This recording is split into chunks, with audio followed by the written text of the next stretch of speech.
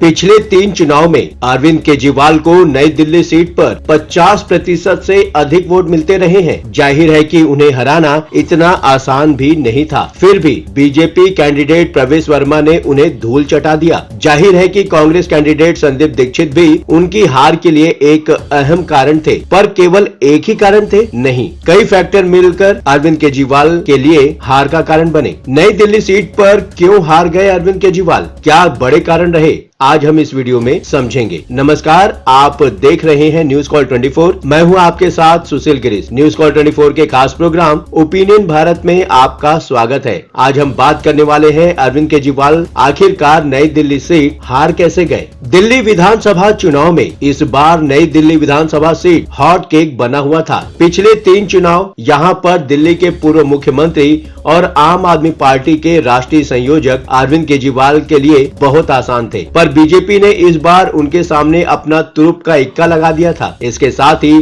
कांग्रेस ने भी आम आदमी पार्टी को हराने के लिए यहाँ से अपना हैवी वेट उम्मीदवार उतारा। बीजेपी से प्रवेश वर्मा जो पूर्व मुख्यमंत्री साहिब सिंह के बेटे थे, तो वहीं कांग्रेस से पूर्व मुख्यमंत्री शीला दीक्षित के पुत्र संदीप दीक्षित कैंडिडेट थे। जाहिर है कि अरविंद केजरीवाल के लिए इस बार मैदान पहले जैसा साफ नहीं था। फिर भी अरविंद केजरीवाल पार्टी के सबसे बड़े नेता हैं, आम आदमी पार्टी के वैचारिक तौर पर आधार भी हैं। उनकी नई दिल्ली सीट पर हारने का मतलब है कि जनता ने उनकी पार्टी को ही नहीं, उनको भी नकार दिया है। पिछले तीनों चुनाव में उन्हें इस सीट पर 50% से अधिक वोट मिले थे। जाहिर है कि उन्हें हराना इतना आसान तो नहीं था। फिर भी बीजेपी कैंडिडेट प्रवेश वर्मा ने उन्हें धूल चटा दिया। आइए समझते हैं कि कौन से कारण रहे होंगे जिसके चलते नई दिल्ली सीट की जनता ने अरविंद केजरीवाल को नकार दिया। वीडियो में आगे बढ़ने से पहले आपसे एक छोटी सी रिक्वेस्ट है, अगर अभी तक आपने चैनल को सब्सक्राइब नहीं किया है तो अभी सब्सक्राइब करके न्यूज कॉल 24 के परिवार का हिस्सा बने। वीडियो में आखिरी तक बने रहिए। नई दिल्ली सीट पर मिडिल क्लास का बीजेपी को जबरदस्त सपोर्ट मिला। नई दिल्ली सीट पर अधिकतर सरकारी कार्यालय हैं। कुछ झुग्गी बस्तियों और कॉलोनियों को छोड़ दिया जाए तो अधिकतर इलाके पॉश हैं। यहाँ रईस रहते हैं या अपर मिडिल क्लास और मिडिल क्लास की आबादी है। सांसदों के सरकारी आवास भी इसी सीट के इलाके में आते हैं।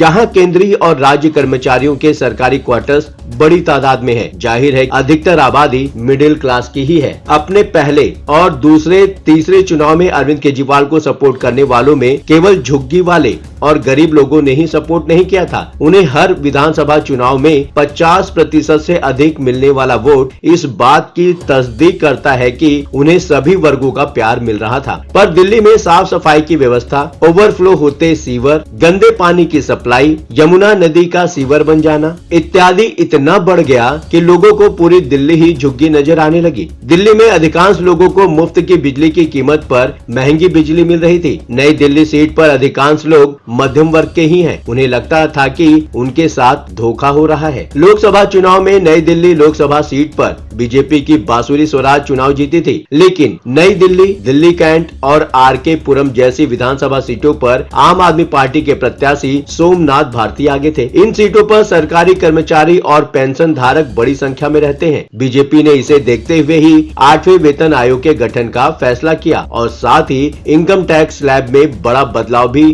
काम आया। मध्यम वर्ग को लगा कि बीजेपी ही उनकी असली पार्टी है। दूसरी बात करते हैं हम झुग्गियों में रहने वालों को पक्के आवास का जो वादा किया बीजेपी ने। इस बार दिल्ली के विधानसभा चुनाव में बीजेपी के प्रचार की शुरुआत पीएम नरेंद्र मोदी के गरीबों को पक्के आवास की चाबी सौंप कर शुरू की थी। भारतीय जनता पार्टी इस बार केजरीवाल के कोर वोटर्स झुग्गी वासियों के वोट को क्रैक करने की रणनीति पर बहुत पहले से ही काम कर रही थी। भारतीय जनता पार्टी ने जहां झुग्गी वहीं मकान देने का वादा किया। बीजेपी ने झुग्गी बस्तियों में जाकर लोगों को समझाया कि किस तरह नरेंद्र मोदी की गरीबोन्मुख योजनाओं को अरविंद केजरीवाल लागू नहीं होने दे रहे हैं। झुग्गियों में लोगों को बताया गया कि किस तरह झुग्गी वासियों के लिए कई जगह मकान बने हैं, पर केजरीवाल के असहयोग के चलते आज तक गरीबों को बांटे नहीं जा सके। प्रधानमंत्री नरेंद्र मोदी और गृह मंत्री अमित शाह अपने हर भाषण में झुग्गी वासियों को मकान देने का वादा करते रहे। इसके बाद एक नई रणनीति पे काम हुआ। वाल्मीकि समुदाय के वोट भी बीजेपी को मिलने लगे। मीडिया रिपोर्ट्स के अनुमानों के मुताबिक यहाँ वाल्मीकि मतदाताओं की तादाद 20,000 के करीब हो सकती है। ऐसा माना जाता है कि दिल्ली में वाल्मीकि वोट इस बार बीजेपी को बड़े पैमाने पर मिले हैं। वैसे भी दलित वोटर्स में जाटव वोट बीएसपी और कांग्रेस को मिलते रहे हैं। इस बार कुछ जाटव वोट कांग्रेस के साथ भी गए हैं। संदीप दीक्षित को 4,568 वोट मिले हैं, उसमें अधिकतर जाटव और मुस्लिम वोट ही हैं। और केजरीवाल की हार में जो पूर्णाहुति दी गई है वो संदीप दीक्षित ने दी है। पूरी दिल्ली की तरह नई दिल्ली पर कांग्रेस का वोट लगातार कम हो रहा है। पिछले चुनाव में कांग्रेस को यहाँ से करीब 4% के आसपास ही मत मिले थे, जबकि बीजेपी के हिस्से लगभग 33% मत आए थे। पर इस बार कांग्रेस ने संदीप दीक्षित को प्रत्याशी बनाया। हालांकि संदीप दीक्षित से जितनी उम्मीद थी वो उतना वोट काट नहीं पाए। कांग्रेस से अलग होकर अरविंद केजरीवाल के चुनाव लड़ने की रणनीति थी कि दिल्ली में नाराज लोगों के सामने बीजेपी के अलावा एक और विकल्प होगा तो आम आदमी पार्टी को फायदा होगा। संदीप दीक्षित को इस बार केवल 4,568 वोट मिले हैं। जाहिर है कि अगर ये वोट अरविंद केजरीवाल को मिलते